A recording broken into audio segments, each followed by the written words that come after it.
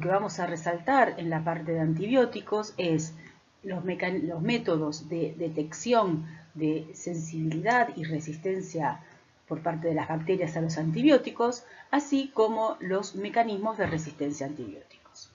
Entonces, vamos a empezar haciendo una breve reseña de la parte histórica de los antibióticos. Vamos a describir, digamos, de manera apenas superficial, los mecanismos de acción de las familias de antibióticos. Vamos a comprender la dinámica de la adquisición de los determinantes de resistencia a antibióticos. Vamos a conocer los métodos de determinación de la susceptibilidad a los mismos y vamos a conocer los conceptos al final de la clase del uso racional de antibióticos. Como ustedes ya saben, hay cientos de millones de especies bacterianas que viven en casi todos los hábitats del planeta. Y tan solo un centenar de especies bacterianas causan infecciones patogénicas en el ser humano. Sin embargo, cuando uno ve lo que ocurre en los centros de atención de salud, se ve que las 2/3 partes de las consultas en los consultorios externos tienen relación directa o indirecta con lo infectológico, incluyendo virus, bacterias, parásitos y hongos.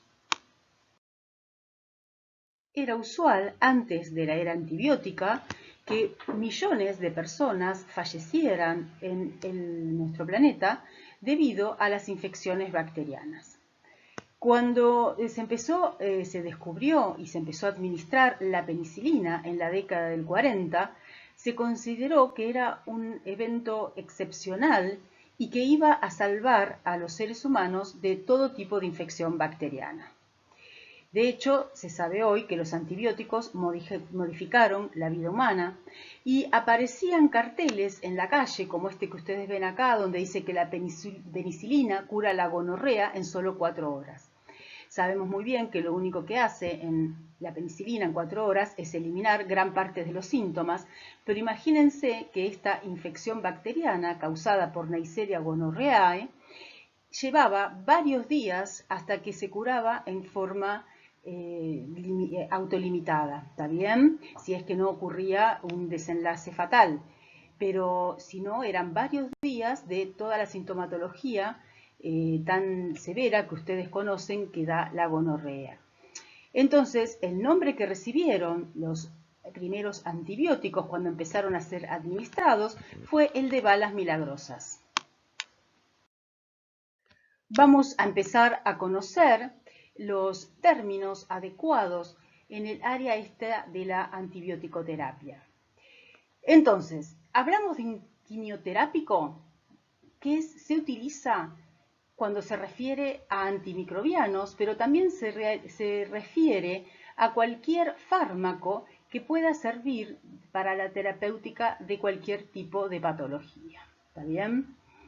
Antiséptico son fármacos de acción inespecífica y que tienen uso estrictamente externo, o sea, tópico, ¿está bien? A nivel de piel o inclusive mucosas. Y los antisépticos destruyen o inhiben el desarrollo de microorganismos que se encuentran presentes justamente en la piel o mucosas. Un desinfectante son agentes antimicrobianos que se emplean solamente sobre objetos inanimados, ¿está bien? Pero nunca se aplican sobre piel o mucosas. La desinfección es la eliminación de todos los microorganismos con excepción de las esporas bacterianas. La esterilización es la eliminación de todos los microorganismos patógenos, pero a diferencia de la desinfección, incluye las esporas. Ahora vamos a ver la definición exacta de dos términos muy utilizados, pero que no se usan correctamente. Los antimicrobianos son sustancias o fármacos capaces de actuar sobre los microorganismos, incluyendo virus, bacterias, hongos y parásitos, y que son capaces de inhibir su crecimiento o que destruyen directamente a estos microorganismos. Antibiótico es una sustancia química producida por el metabolismo de los organismos vivos. Principalmente son producidos por hongos y bacterias que tienen la capacidad de inhibir el crecimiento o destruir a los microorganismos.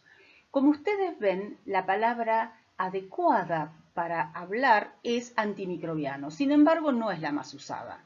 Todo el tiempo, todos, inclusive yo, utilizamos la palabra antibiótico. ¿Está bien? Y sin embargo, antibióticos serían aquellas sustancias químicas solamente producidas por el metabolismo de organismos vivos.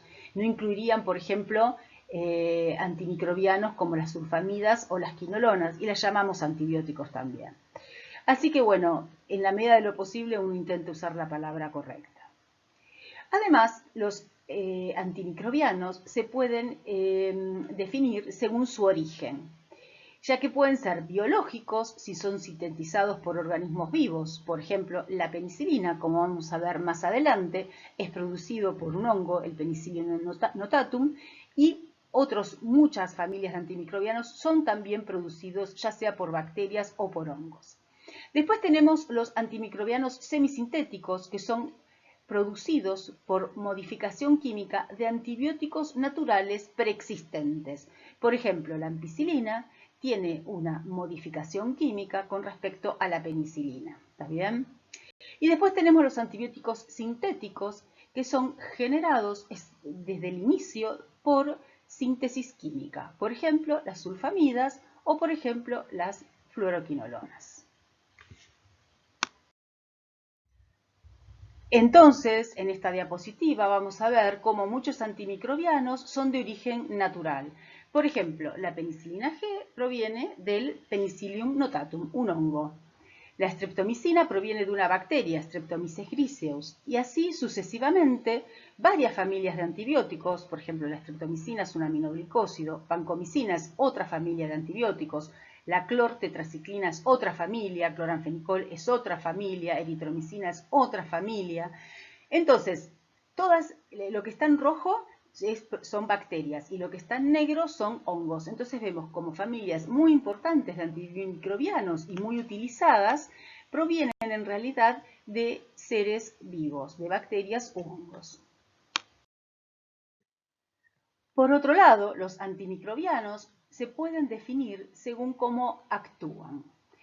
Antimicrobianos bacteriostáticos son aquellos que inhiben el crecimiento del microorganismo, o sea, no lo matan, no lo lisan, simplemente inhiben el crecimiento del microorganismo.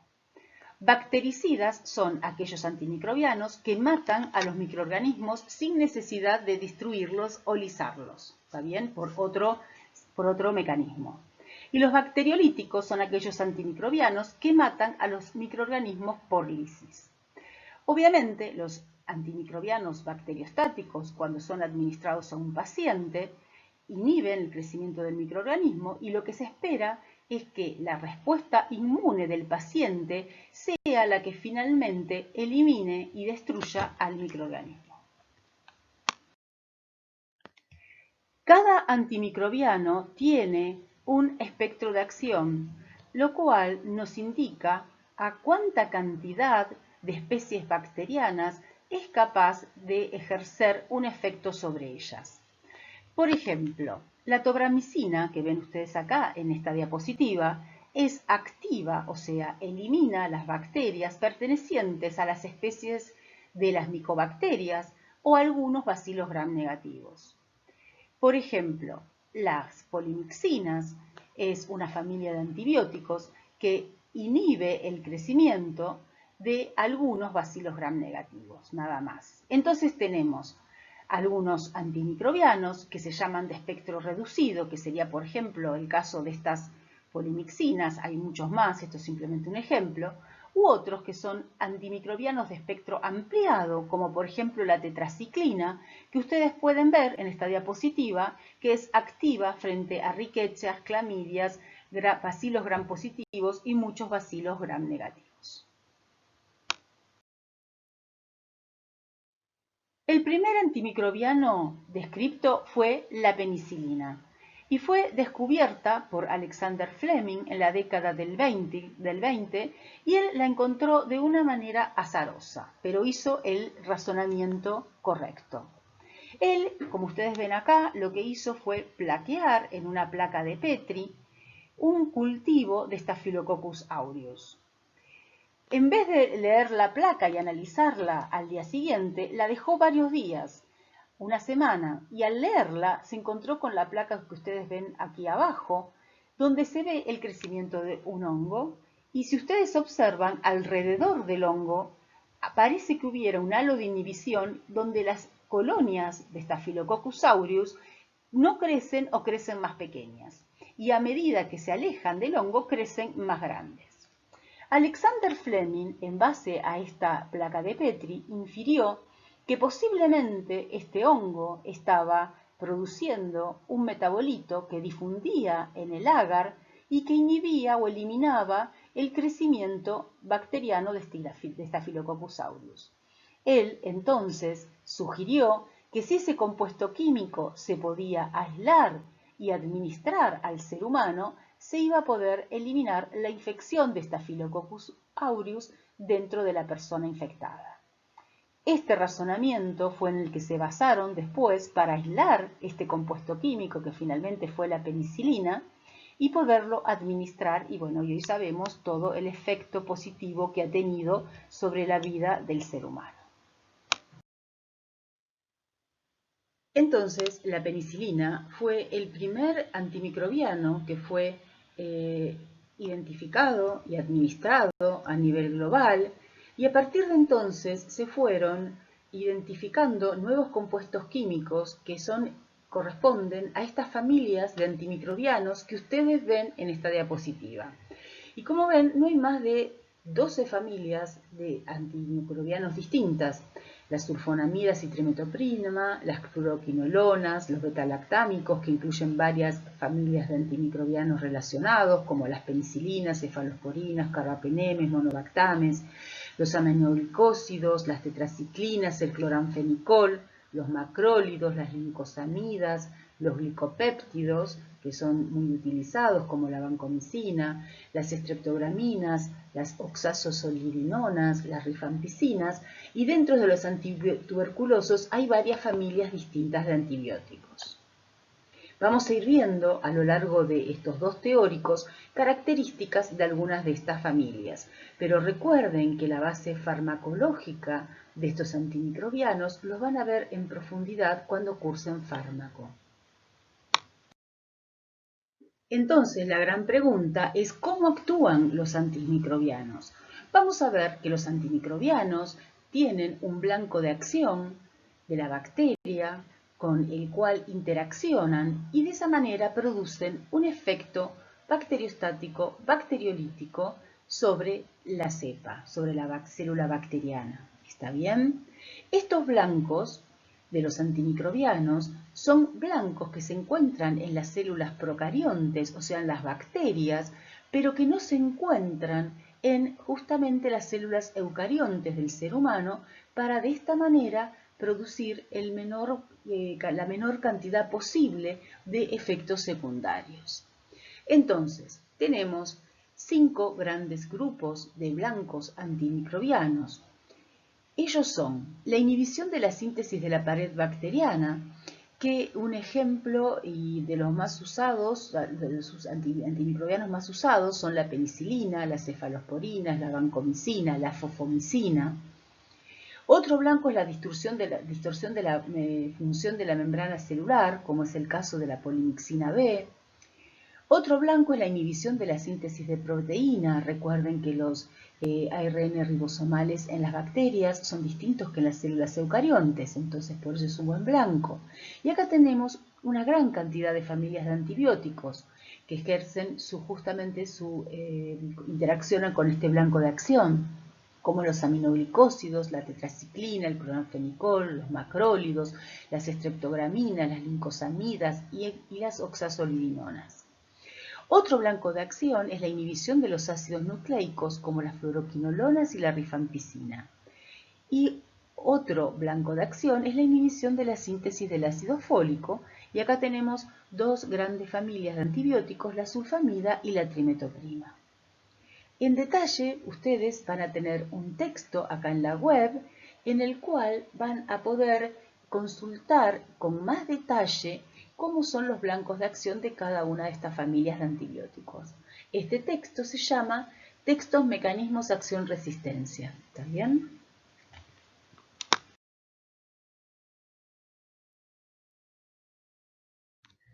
Entonces, hasta acá estuvimos viendo cómo se fueron desarrollando fármacos, compuestos químicos, que son utilizados como antimicrobianos contra las bacterias, de tal manera que ante una infección bacteriana, estos antimicrobianos pueden eliminar a las bacterias.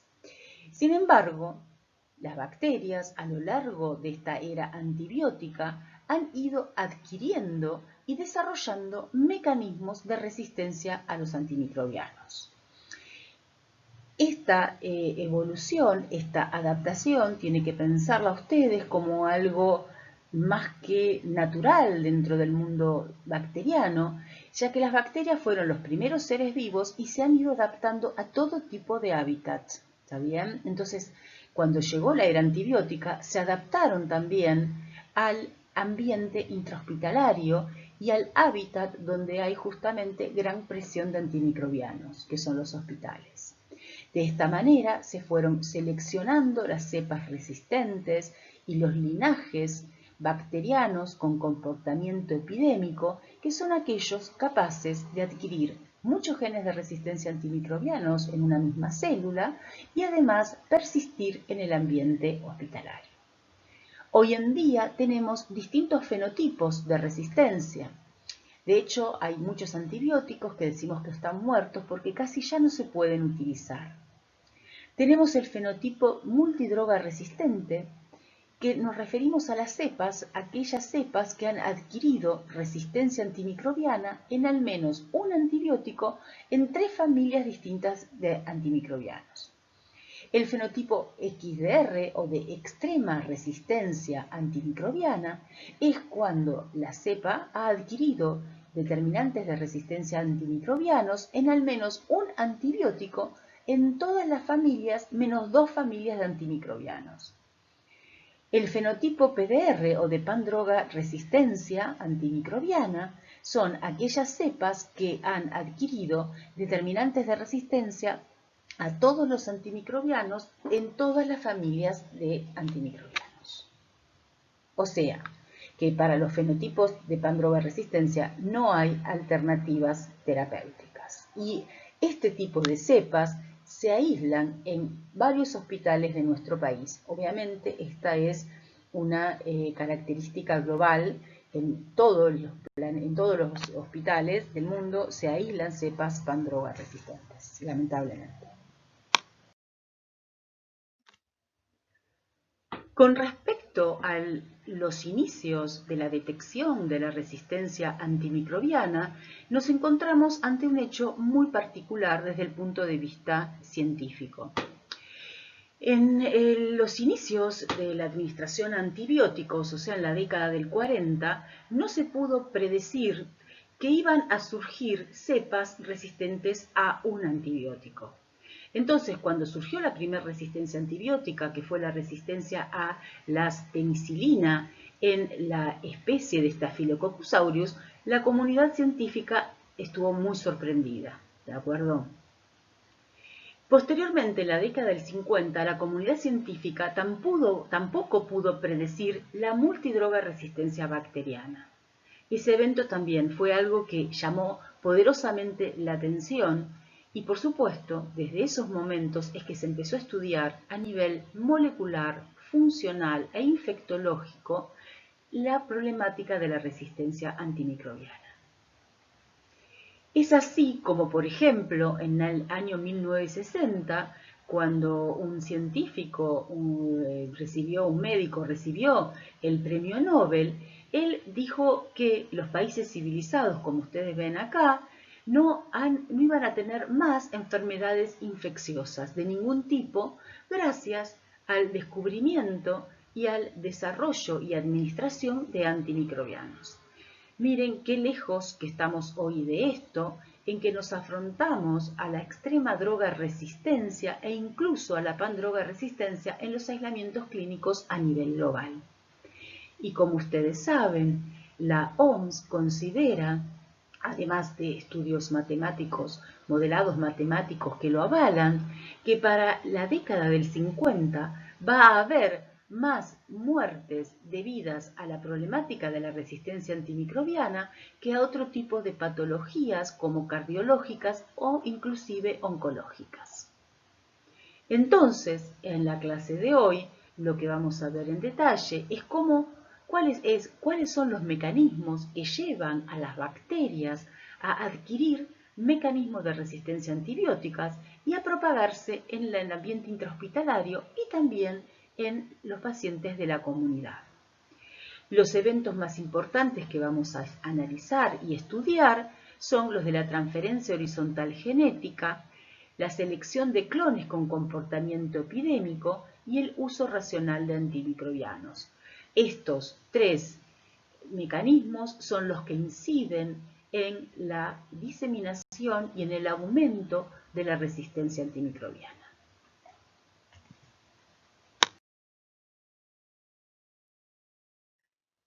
Y lamentablemente, si vemos esta curva de los descubrimientos de nuevas familias de antimicrobianos, vemos que hubo un gran auge en identificar nuevos fármacos que actúen como antimicrobianos en la década del 40, del 50, del 60, incluso del 70, pero que posteriormente fue decayendo, y esto se debe en gran medida al costo-beneficio que representan los antimicrobianos para los laboratorios, ya que les lleva desarrollarlos entre 20 y 30 años a cada familia de antimicrobianos, y como son de uso agudo, no son de uso crónico, les conviene desarrollar otro tipo de fármacos para enfermedades, digamos, crónicas, como la diabetes, como cardiopatías, como oncológicas, que desarrollar nuevos antimicrobianos. También vemos en este gráfico cómo se visualiza esto, cómo la FDA a lo largo del tiempo ha ido aprobando menor cantidad de antimicrobianos porque justamente no hay más propuestas nuevas por parte de los laboratorios.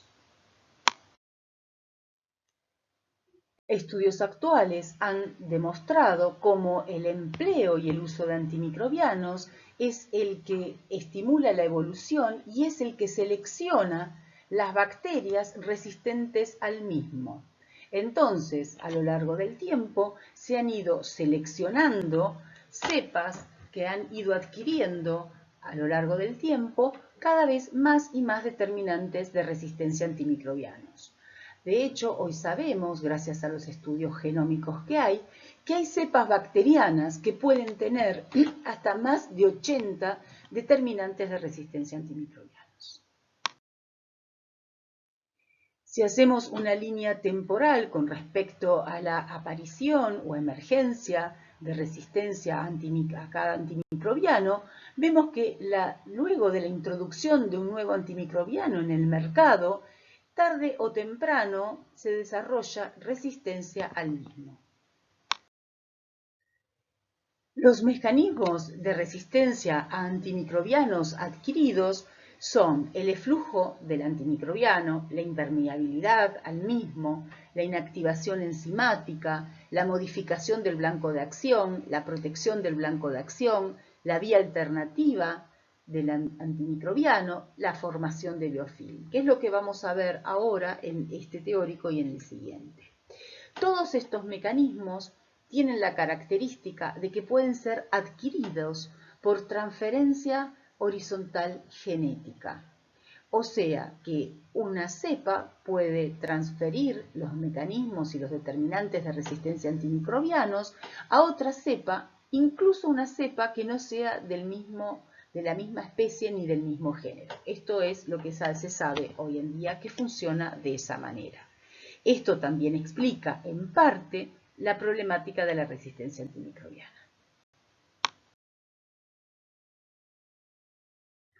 Bueno, ahora vamos a ir explicando cada uno de estos mecanismos de resistencia a antimicrobianos.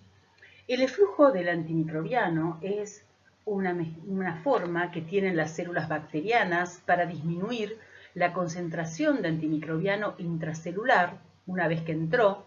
Entonces es bombeado el antimicrobiano hacia afuera de la célula bacteriana a una velocidad igual o mayor que la velocidad de entrada del mismo. Este tipo de mecanismo es conocido con el nombre de resistencia por eflujo. Las bombas de flujo suelen bombear múltiples sustratos, entre los que se pueden incluir varias familias de antimicrobianos. O sea, que cuando una cepa bacteriana posee un mecanismo de resistencia a antimicrobianos por bomba de flujo, es usual que sean resistentes a varias familias de antimicrobianos. Después tenemos el mecanismo de impermeabilidad al antimicrobiano. Esto ocurre cuando una bacteria sensible a un antimicrobiano puede desarrollar un mecanismo de resistencia que la vuelve impermeable a dicho antimicrobiano. Los antimicrobianos tienen que entrar a su blanco, para poder llegar a su blanco de acción, ¿no es cierto? Entonces, en el caso, por ejemplo, que lo vamos a tomar siempre como modelo, de los antibióticos betalactámicos, estos antibióticos tienen que penetrar, en el caso de las bacterias gram negativas, a través de las porinas que se encuentran en la membrana externa, llegar al espacio periplásmico y allí interaccionar con su blanco de acción, que pueden ser carboxipeptidasas, distintos tipos de proteínas, digamos, asociadas a la membrana citoplasmática que están involucradas en la síntesis del péptido glicano, interaccionan con esos blancos de acción y producen entonces la bactericidia sobre la cepa bacteriana, ¿no es cierto? Entonces, en este mecanismo lo que ocurre es que el antimicrobiano no puede penetrar a la célula bacteriana debido a que ocurren mutaciones en las porinas, que son las que forman estos canales que permiten la entrada del antimicrobiano. Entonces se producen mutaciones en los genes de las porinas que inhiben, que cierran ese canal. Se habla entonces de resistencia por impermeabilidad adquirida. El ejemplo más común es la resistencia por impermeabilidad que involucra una mutación, como les decía, en los genes que codifican las porinas. Obviamente este ejemplo de mecanismo de resistencia es de bacterias gram negativas, que son las que poseen la membrana externa. Cada cepa tiene varias porinas que permiten la entrada de diferentes sustratos. La mutación en un gen que codifica para una porina, lo cual determina una carencia del canal formado por la porina salvaje, o sea, aquella originaria de la cepa clínica, vuelven a estas mutantes impermeables. Por ejemplo, las pueden volver impermeables a la cepa bacteriana, a varios antibióticos betalactámicos, incluyendo cefalosporinas y carbapenenes. Estas mutaciones de los genes de las porinas pueden surgir incluso durante el tratamiento antibiótico en un episodio de infección, lo cual obviamente dificulta el tratamiento antimicrobiano del paciente. En muchos casos, las alteraciones de la permeabilidad originan lo que se llaman resistencias antimicrobianas pleiotrópicas, esto es, aquellas que afectan simultáneamente a distintas familias de antimicrobianos no relacionados desde el punto de vista farmacológico por un mismo mecanismo de acción. Un ejemplo de ello ocurre en la especie Escherichia coli. Una mutación en el gen MAR-A, se llama así este gen, trae aparejada una reducción en la entrada de la célula de cloranfenicol, tetraciclinas y fluoroquinolonas, debido a la disminución de la síntesis tanto de una porina como de otras proteínas de membrana externa. Día a día es más evidente que las modificaciones en las proteínas de la membrana externa pueden conducir a la multidroga resistencia en las bacterias gram negativas. Un tercer mecanismo que les voy a explicar es el de la inactivación enzimática, que es en realidad el más frecuente en las cepas clínicas. Existen numerosas enzimas bacterianas que pueden hidrolizar o modificar la estructura química de un antimicrobiano de manera que éste no pueda llegar en forma activa a su blanco de acción. Dentro del grupo de las enzimas que hidrolizan al antimicrobiano se encuentran las beta-lactamasas, que, como su nombre lo indica, actúan sobre los antimicrobianos beta-lactámicos. Después tenemos otro mecanismo de resistencia antimicrobiana, que es la modificación del blanco de acción. En este caso, el blanco de acción, como en este ejemplo que ustedes ven acá, el antimicrobiano puede llegar hasta el blanco de acción, pero no lo reconoce porque este se ha modificado desde el punto de vista químico y entonces, aunque sigue siendo funcional y cumpliendo la función necesaria dentro de la célula bacteriana, este cambió su conformación química y no es reconocido más por el antimicrobiano, con lo cual el antimicrobiano no encuentra su blanco de acción y no puede ejercer su efecto bactericida o bacteriostático sobre la célula bacteriana. Este es un mecanismo común frente a antibióticos betalactámicos, aminoglucósidos, tetraciclinas, cloranfenicol, eritromicina, lincosamidas, sulfamidas, quinolonas, trimetoprima, vancomicina y rifampicina. Como vemos, varias familias de antimicrobianos. Entonces, varios de estos mecanismos incluyen la modificación del blanco de acción de tal manera que no se puede unir al antimicrobiano. Este mecanismo puede ser codificado por genes tanto plasmídicos como cromosómicos. El mecanismo de protección del blanco de acción es cuando en la célula bacteriana se protege de alguna manera el blanco de acción del antimicrobiano. Por ejemplo, en los ribosomas hay genes que codifican para la metilación en un punto del ribosoma que corresponde a la entrada del conducto por el cual tienen que pasar antimicrobianos como macrólidos, clindamicina o streptogramina B para llegar a su blanco de acción. Al encontrarse metilado ese conducto, estos antimicrobianos no pueden llegar a su blanco de acción, por eso este mecanismo se llama protección del blanco de acción. Otro mecanismo también relativamente frecuente es el de la vía alternativa del antimicrobiano o desvío metabólico. El ejemplo más usual que uno explica es el de la resistencia a las sulfamidas y a la trimetoprima. El blanco de acción de estos antimicrobianos es la formación del ácido fólico, ¿no es cierto? Que en las bacterias sabemos que son varios procesos en donde se han involucrados varias enzimas que son las que actúan sobre distintos sustratos. Entonces, en el caso de la trimetoprima, por ejemplo, su blanco de acción es una enzima que es la dihidrofólico reductasa, la cual convierte al ácido dihidrofólico en ácido tetrahidrofólico. Cuando la trimetoprima se une porque tiene una gran afinidad a esta enzima, se inhibe la formación del ácido tetrahidrofólico.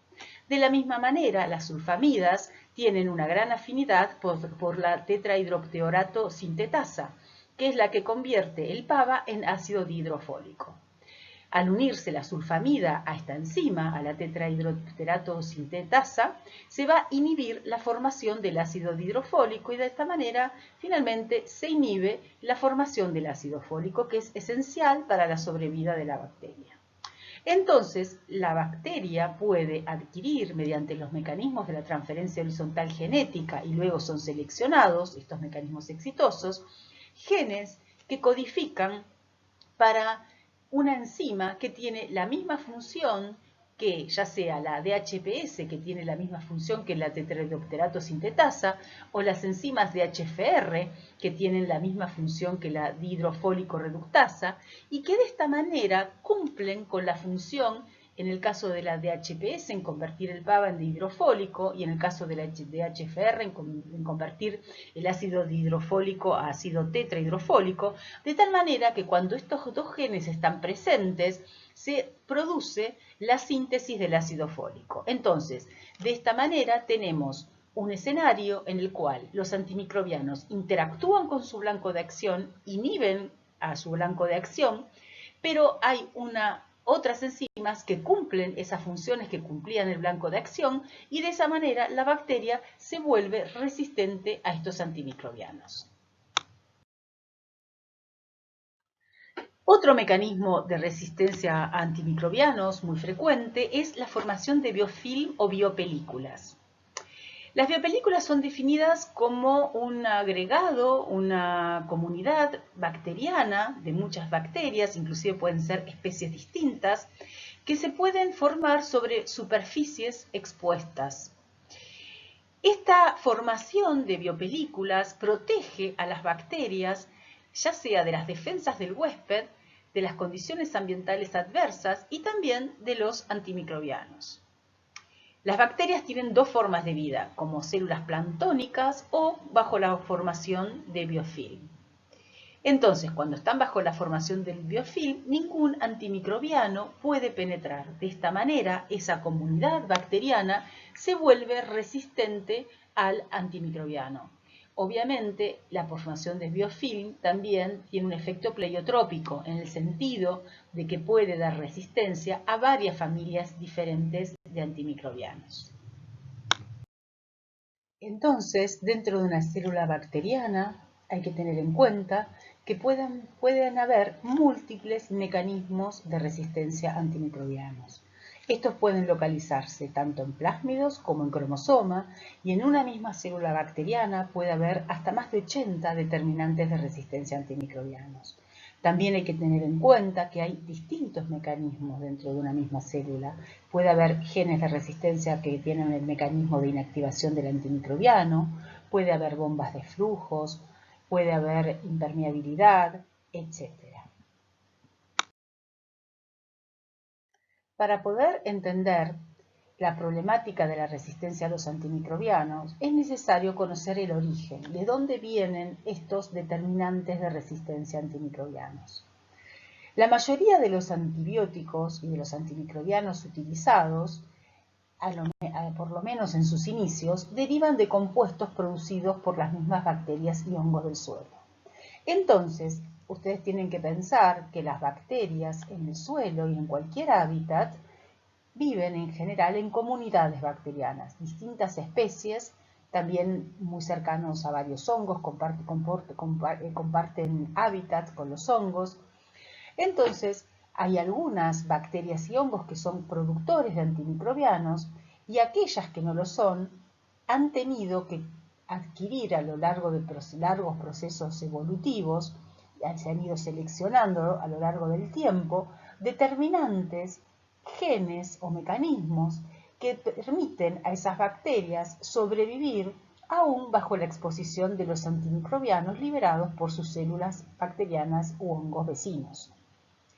De esta manera es como desde los orígenes de la vida misma en el planeta Tierra, las bacterias fueron seleccionando estos mecanismos de resistencia a antimicrobianos, que luego, cuando apareció la era antibiótica en los hospitales, bajo la gran presión de antimicrobianos que había allí, estas cepas que ya tenían algunos genes o determinantes de resistencia, se fueron seleccionando. A su vez, se seleccionaron linajes, o sea, clones, que tenían la capacidad de sobrevivir en los ambientes hospitalarios y que también tenían la capacidad de adquirir muchos mecanismos de resistencia y de mantenerlos en una misma célula bacteriana. Pero hay que tener en cuenta que todos estos mecanismos provienen del medio ambiente. A su vez, las bacterias pueden transmitir estos genes de resistencia de antimicrobianos o genes de defensa, porque hay que considerar que son también genes de defensa, en forma horizontal, o sea, a través de los mecanismos de la transferencia horizontal genética, desde una cepa resistente a otra cepa que es sensible. De esta manera, la cepa sensible va a adquirir esa resistencia a ese determinado antimicrobiano. Por otro lado, están los genes esenciales, que son llamados housekeeping genes, de una cepa bacteriana, que pueden mutar y si le confieren un beneficio a la célula bacteriana, se van a seleccionar. Aquellos genes que codifican resistencia a un antimicrobiano se van a seleccionar entonces, haciendo que los antimicrobianos no puedan actuar sobre esa célula bacteriana. De esta manera, tenemos dos mecanismos de adquisición de resistencia a los antimicrobianos que se transmiten de forma diferente. Aquellos mecanismos que se transmiten en forma horizontal que puede ser inclusive que se transmitan de cepas que no pertenecen a una misma especie. Hablamos de herencia horizontal o lateral. Y después tenemos aquellos genes que son ubicuos, digamos que están en una determinada célula bacteriana y que se transmiten de forma vertical a las células hijas. ¿Está bien? Entonces tenemos tanto transferencia y diseminación horizontal o vertical de la resistencia a antimicrobianos. Así es como vemos en estos gráficos cómo existe una gran variedad y una gran frecuencia de resistencia a antimicrobiano en cepas bacterianas aisladas del suelo. En el primer gráfico tenemos el porcentaje de aislamientos y versus la cantidad de antibióticos a los cuales las bacterias son resistentes. Y vemos que hay una gran cantidad de cepas que son resistentes a varias familias de antibióticos. Y lo mismo es lo que podemos ver abajo, un resultado similar, en donde vemos el porcentaje de cepas resistentes a los diferentes antimicrobianos y vemos que hay antimicrobianos a las cuales las bacterias del suelo poseen una alta frecuencia de resistencia a los mismos.